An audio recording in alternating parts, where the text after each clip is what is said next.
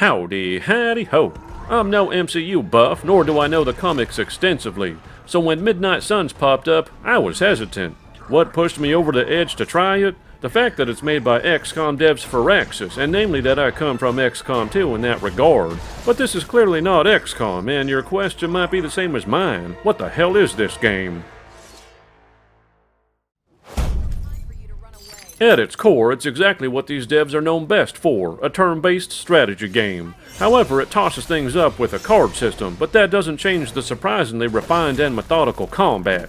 Be prepared, much like XCOM, the majority of your time in combat is making decisions to maximize every play you make. And despite a little more leniency than they're known for, the reality is that it's almost a perfect balance between easy to pick up and hard to master. Be prepared to understand distinctly between poor decisions and good ones, as the game mostly tosses RNG in favor of just making your life difficult if you refuse to think.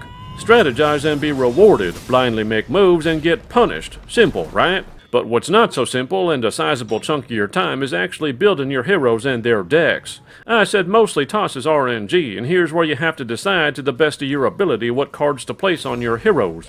Though I personally found magic to be the most OP once built up. Regardless, as your hand expands, so does your growth in strategy, and it all comes together rather nicely.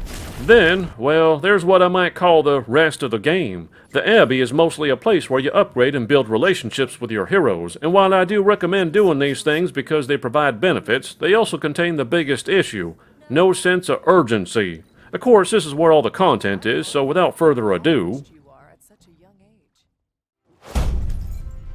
because of the enjoyable combat, I took my time building up my heroes and saw the credits roll 50 hours later. I'd estimate you'll get between 40 to 50 depending on how much you do said team building, and that's because once the game lets you loose, it's all optional. Therein lies an interesting dilemma then. The game has lots to do and you will not want for content, but a lot of these things feel so ancillary that you may feel like skipping them. However, it is worth getting to know some characters, namely magic.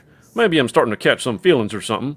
And exploring the Abbey does help build out a ton of world lore. This also leads to proper challenge missions that are rightfully clever and worth doing for the ultimate outfit and moves. And then there's also the fact that the game has a New Game Plus. And then there's the fact that the story is clearly not finished and story expansion DLC is likely coming.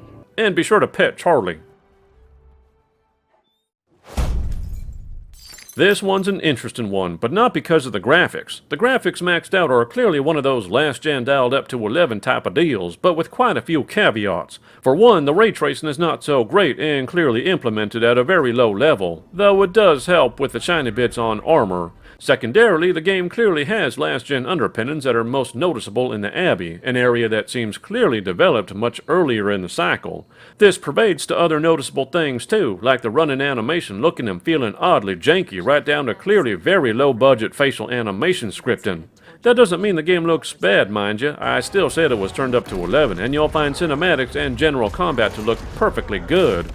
Well, except the also jarring physics that misalign. What's really the issue here is the dialogue. It's just really bad, like modern day wannabe comic book funny but actually bad, as in wannabe Robert Downey Jr. bad.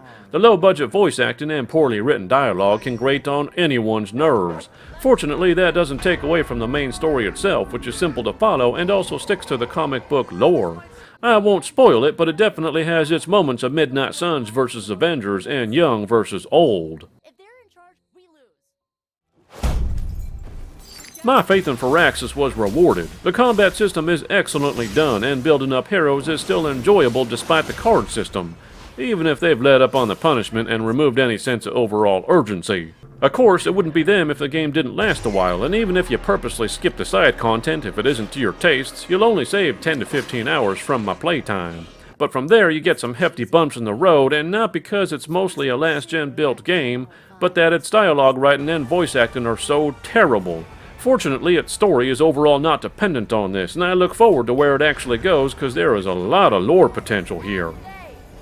I give Midnight Suns an 8.5 out of 10.